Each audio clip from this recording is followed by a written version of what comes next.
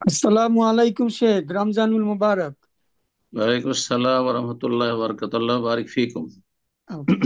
আল্লাহ আ- বরকত দান করুন। জি শেখ, ভালো আছেন তো না? জি জি হ্যাঁ আলহামদুলিল্লাহ, বলেন।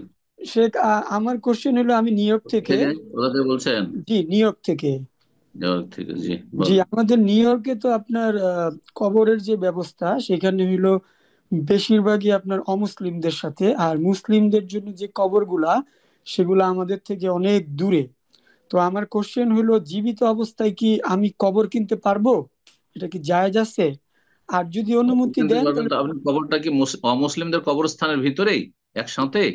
না, মুসলিমদের। মুসলিমদের কবরস্থানে কবর হইতে হবে, অমুসলিমদের কবরস্থানে কোন মুসলিমকে দাফন করাই জায়েজ নয়। এই মশলা জানেন?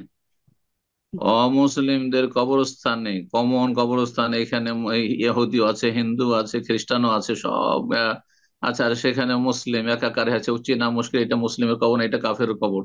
মোটেই জায়েজ না এরকম দাফন করা, এবং এইরকম জায়গায় বসবাসই জায়েজ না। জি। তো মুসলিমরা যদি অমুসলিম দেশে বসবাস করে, যেমন থাকছেন আপনার, আল্লাহ হেফাজত করুন আপনাদের সকলের, আমাদের। তো সেখানে মুসলিমদের আলাদা কবরস্থান হইতে হবে, না হইলে আপনাকে নিজের জমি জায়গায় কবর কিনতে হবে। আপনি জীবদ্দশায় কবরস্থান যেমন কিনতে পারেন, তবে নিজের কবরের জায়গা কিনে রাখতে পারেন। নিজের কবরের জায়গা কিনে রাখতে পারেন, বরং চিহ্নিত রাখতে পারেন যে এই জায়গাতে আমাকে দাফন করি, এটাও বলতে পারেন, ওসিয়ত করে, কোনো অসুবিধা নেই।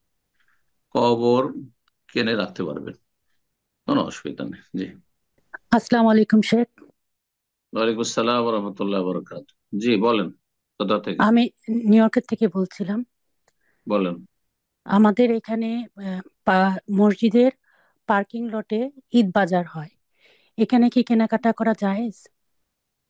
মসজিদের ভিতরে শুধু না যায়, মসজিদের গেটের বাইরে যদি কেনা বেচা হয় জায়েজ আছে, বোঝা গেছে। সুতরাং পার্কিং লটে কোনো অসুবিধা নেই, মসজিদের ডানে বামে সব জায়গায় কেনা বেচা হচ্ছে, ফুটপাতে, তাতে কোনো যায় আসে না।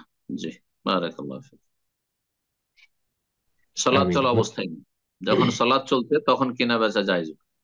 ফরজ সালাত চলছে, সেই সময় প্রত্যেক মুসলিমের জন্য ফরজ সালাত আদায় করা ফরজ। যারা যাচ্ছেন তাদের জন্য দ্রুত গিয়ে জামাতে শরীক হওয়া ফরজ, সুতরাং সেই সময় কেনাকাটা করবেন যায়।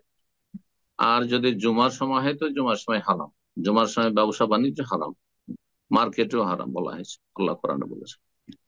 জি, আসসালামু আলাইকুম ওয়ালাইকুম সালাম শেখ। রহমতুল্লাহ বরকাতুহু। জি আমার বাড়ি পশ্চিমবাংলা, উত্তর 24 পরগনায়।